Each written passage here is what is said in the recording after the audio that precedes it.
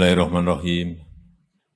Assalamualaikum warahmatullahi wabarakatuh. Waalaikumsalam warahmatullahi wabarakatuh. Selamat pagi, salam sejahtera bagi kita semuanya.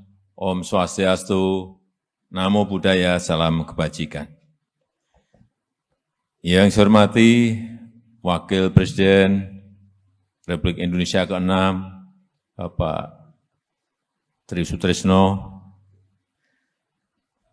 yang saya hormati Ketua Umum LVRI, Bapak Majen TNI Saiful Sulun, dan yang saya hormati Ibu Ketua PIVERI, Ibu Femi Iman Lazar, yang saya hormati para Menteri Kabinet Indonesia Maju yang hadir, Pak Menko Polhukam, Pak Menteri Pertahanan, Bu Menteri Sosial, yang saya hormati Kapolri, beserta seluruh jajaran TNI dan Polri yang hadir, yang saya hormati para senior, Bapak Broto, Ibu Ayani,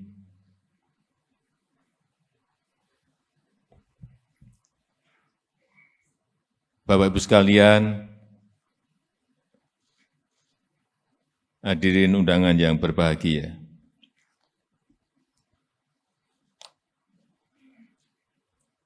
Pertama-tama kami, generasi penerus, mengucapkan terima kasih yang sebesar-besarnya dan penghormatan yang setinggi-tingginya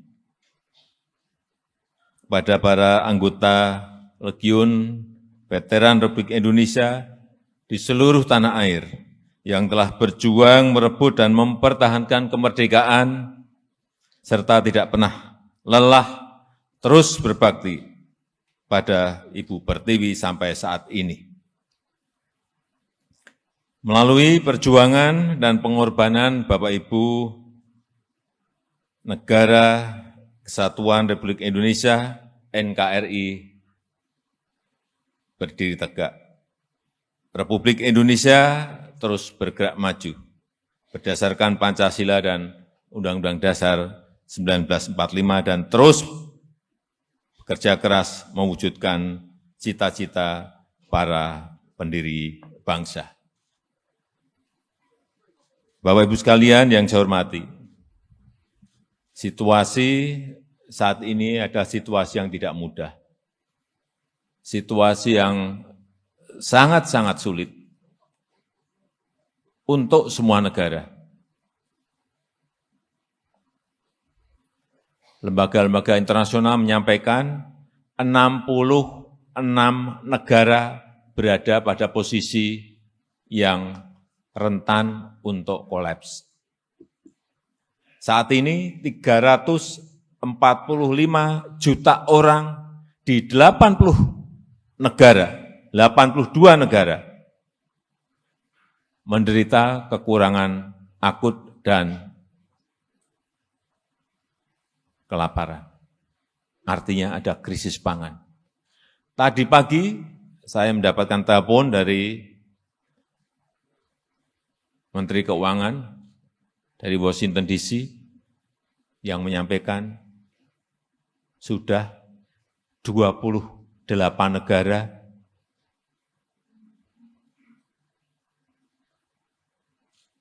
antri masuk sebagai pasien IMF.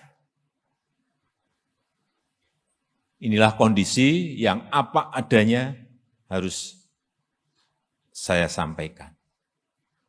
Artinya pandemi yang melanda semua negara itu mengakibatkan ekonomi global ini ambruk. Ditambah perang Rusia dan Ukraina. Sehingga krisis pangan, krisis energi, dan krisis keuangan sekarang ini mengintip semua negara. pada saat saya bertemu dengan Presiden Ukraina dan Presiden Rusia, Presiden Putin, di Kiev, 1,5 jam saya berbicara dengan Presiden Zelensky. Kemudian 2,5 jam saya di Moskow, di Rusia, berbicara dengan Presiden Putin. Keinginan kita sesuai dengan amanat konstitusi, ikut dalam rangka menjaga perdamaian dunia. Tapi dari pembicaraan 1,5 jam plus 2,5 jam, saya menyimpulkan perang tidak akan usai dalam waktu yang dekat. Masih panjang. Dan inilah yang menyebabkan ketidakpastian ekonomi global. Tetapi patut kita syukuri, sebagian di negara Eropa sudah mulai masuk ke resesi, ini nanti masuk ke winter, mereka akan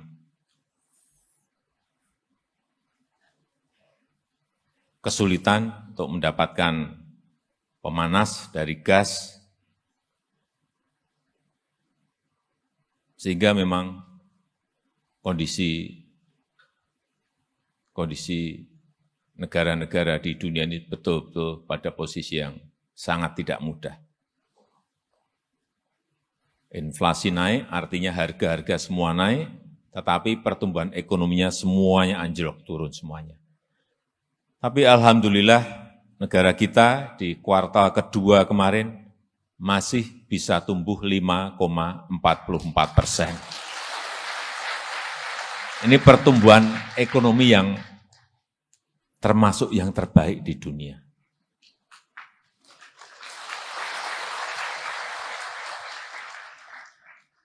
Karena hal-hal yang fundamental, reformasi struktural, reformasi birokrasi terus kita jalankan. Meskipun pandemi, ketahanan pangan kita, alhamdulillah, baru saja 3 bulan yang lalu, kita mendapatkan sebuah sertifikat dari International Rice Research Institute yang dinyatakan di situ bahwa ketahanan pangan Indonesia, sistem ketahanan pangan Indonesia pada posisi yang baik dan sudah swasembada beras sejak 2019 yang lalu.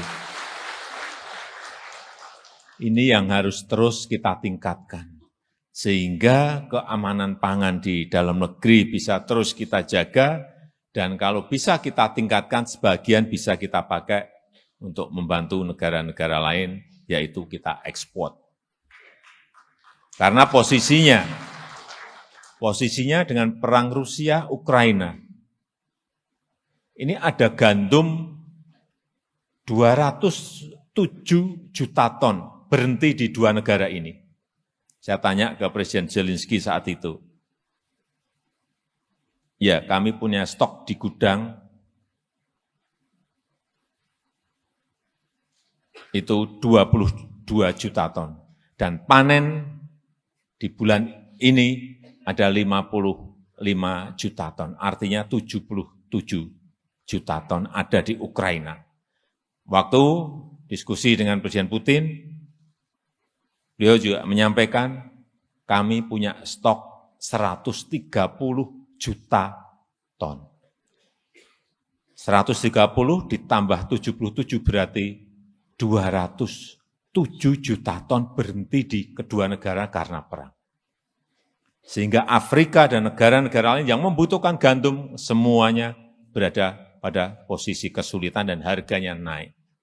Inilah kondisi yang kita semuanya harus menyadari dan bersyukur bahwa urusan pangan di negara kita dapat kita kelola, kita kendalikan dengan baik, sehingga tetap terjaga baik stabilitas harga maupun pasokan stoknya.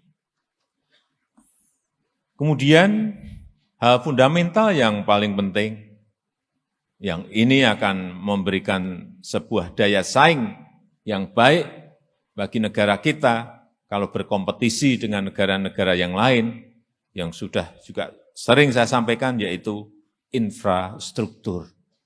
Tanpa itu jangan kita bermimpi bisa bersaing dengan negara-negara lain. Sehingga kenapa jalan kita bangun, bandara kita bangun, pelabuhan kita bangun, bendungan kita bangun, irigasi kita bangun secara masif, karena memang kita ke depan ini akan bersaing dengan negara-negara lain. Dan ini ada hal yang fundamental, meskipun mungkin awal-awal sakit, tetapi dalam jangka 5-10 tahun yang akan datang akan kelihatan manfaat dari pembangunan yang kita lakukan pada hari ini. Termasuk yang ketiga adalah hilirisasi, industrialisasi, yang juga sudah sering saya sampaikan. Hilirisasi itu apa sih? Kita ini sudah 77 tahun merdeka. Selalu bahan mentah yang kita ekspor. Nikel mentahan kita ekspor. Tembaga mentahan kita ekspor. Minyak kita ekspor. Dalam bentuk mentahan, tidak diolah. Timah kita ekspor. Kelapa sawit CPO kita ekspor. Tapi tidak dalam bentuk barang setengah jadi atau barang jadi. Sehingga nilai tambah itu ada di negara lain. Pembukaan lapangan kerja juga adanya di negara lain, karena mereka yang mengindustrikan. Inilah yang secara konsisten akan kita lakukan. 3 tahun yang lalu sudah kita stop nikel, stop. Kita digugat oleh negara EU, Uni Eropa ke WTO. Sampai sekarang belum selesai, karena kita stop. Menurut aturan, kata mereka nggak boleh digugat. Ya kalau kita digugat, kemudian kita takut dan tidak berani terus maju, ya akan terus-menerus seperti yang dulu-dulu, mentahan terus yang kita ekspor. Gugat ya gugat, kita hadapi. Digugat itu bisa menang, bisa kalah. Kalahnya nggak apa-apa, banding lagi kita. Inilah yang secara konsisten akan terus kita lakukan. Stop nikel, tahun depan stop timah, tahun depan stop tembaga. Karena nilainya tambahnya ada di dalam negeri. Saya berikan contoh nikel. Waktu diekspor dalam bentuk mentahan, kita hanya mendapatkan nilai 15 triliun. Setelah diekspor dalam bentuk setengah jadi dan barang jadi, nilainya menjadi 360 triliun. Dari 15 triliun menjadi 360 triliun. Baru satu barang. Kalau barang yang lain, tembaga nanti begitu ini smelter digresik selesai. Ini juga sama, stop. Tidak ada lagi yang namanya ekspor tembaga. Semuanya harus dikerjakan jadi barang jadi di negara kita Indonesia. Saya baru saja ke Tembagapura melihat Freeport, dan perlu saya sampaikan kepada para senior, para sesepuh, bahwa Freeport sekarang ini mayoritas sudah milik Indonesia, bukan milik perusahaan Amerika lagi. Karena sebelumnya kita hanya diberi 9,3%. 3 tahun kami negosiasi, sangat alot sekali, dan kita sekarang sudah memegang mayoritas 51%. Saya dulu-dulu nggak mau ke Freeport karena itu bukan milik kita, tetapi sekarang saya ke Freeport karena jelas itu sudah menjadi milik BUMN kita, artinya milik pemerintah Indonesia. Dan juga yang saya senang waktu ke sana saya cek, ini karyawannya. Saya dengar banyak yang boleh, enggak Pak, Sekarang 98% itu adalah Indonesia. Dan yang saya senang lagi, 40% itu adalah Papua. Masyarakat Papua. Ini ada sebuah transformasi teknologi, ada sebuah transformasi ekonomi yang kadang-kadang kita nggak sadar. Saya baru sadar setelah masuk ke sana, baru sadar bahwa ini transformasi ekonomi yang kita lakukan. Kalau ini konsisten kita terus lakukan, tanpa kita takut digugat, tambah nilai tambah nanti akan melompat. Saya suruh ngitung kemarin Bu Menteri Keuangan, coba dihitung. Kita dari Freeport ini dapat berapa sih? Dulu ya dapat dividen 9% tadi. Sekarang kita dapat dividennya 51%, dapat pajaknya jelas lebih besar, dapat penerimaan negara bukan pajak PNBP lebih besar, kemudian dapat biaya ekspor juga lebih besar. Setelah dihitung-hitung dari pendapatan mereka, kita 70% itu masuk ke negara. Dari yang sebelumnya hanya dividen 9%.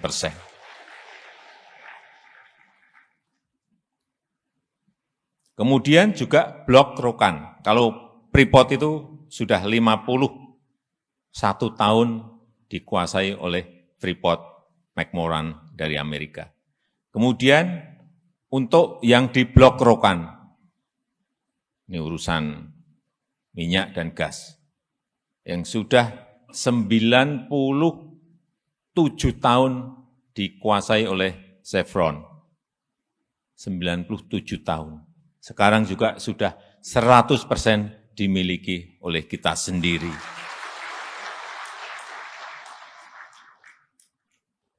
Saya belum ngecek ke sana.